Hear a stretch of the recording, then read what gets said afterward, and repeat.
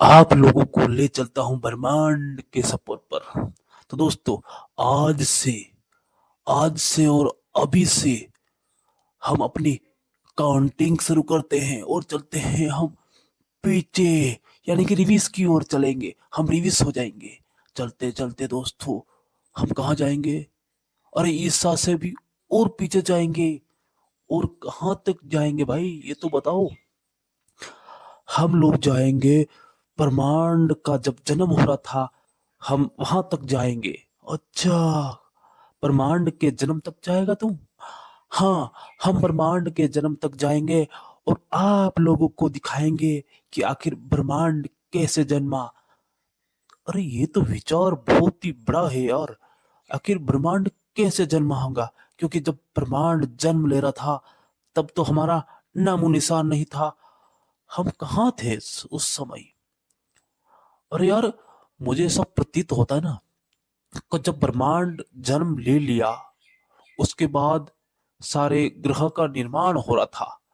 उसके बाद जब पृथ्वी का निर्माण हो चुका था, उसके बाद जब एस्टेरॉयड के रूप में आकाश से जब बारिश हो रही थी, बर्फ की बारिश हो रही थी, बताया गया है लोगों ने कि उसमें बर्फ के रूप में पानी आया था धरती पर। और जब पानी धरती पर आया था तो फिर हम कहाँ थे उस वक्त? बड़ा सवाल ये हमारा आता है। क्या ऐसा भी हो सकता है कि हम उस पानी के साथ साथ कहीं और दिशा से इस ग्रह पर आ गए हैं? अब कैसे सोचेंगे भाई, कैसे सोचेंगे?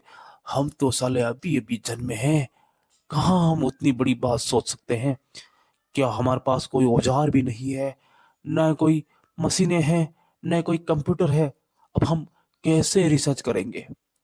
दोस्तों, रिसर्च तो नहीं कर पाएंगे, पर आप लोगों ने जो रिसर्च कर रखा है ना, उसी के माध्यम से हम आगे बढ़ना चाहते हैं।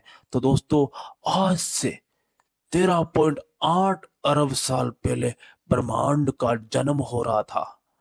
यानी कि आकाश में अंधेरा ही अंधेरा छाया हुआ था। वहां पर एक छोटे से बिंदु में बड़ा विस्फोट हुआ, धमाका हुआ।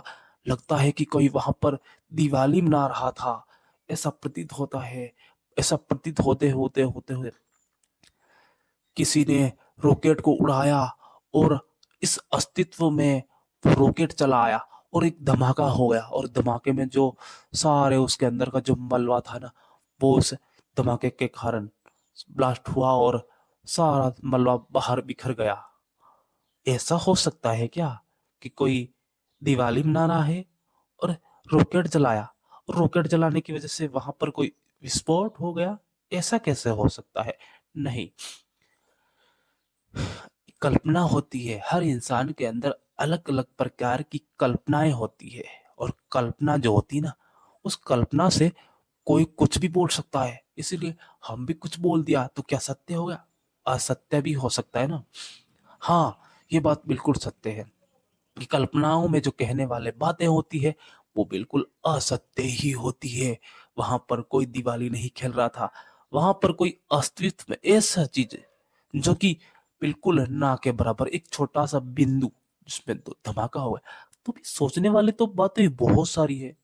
और वहां पर ये बात तो आ ही रही कि भाई वहां पर विस्फोट क्यों हुआ? आखिर क्या कारण रहा हो? कौन सी चीज के टकराने की वजह से वहां पर इतना बड़ा विस्फोट हुआ? ये बड़ा सवाल है ना।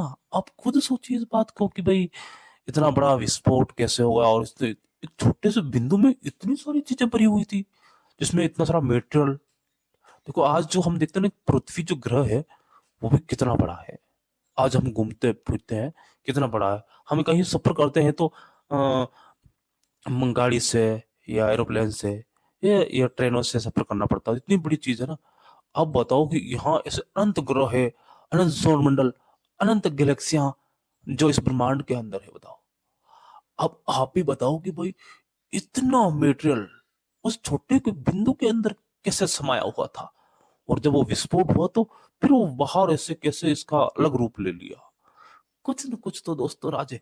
चलो, आप भी खोजो और हम भी खोजते हैं। दोस्तों, हमारा खोजने का तरीका बिल्कुल अलग रहेगा, आपका खोजने का तरीका अलग रहेगा। क्योंकि दोस्तों आज तक कोई रुकता नहीं, समय नहीं रुकता।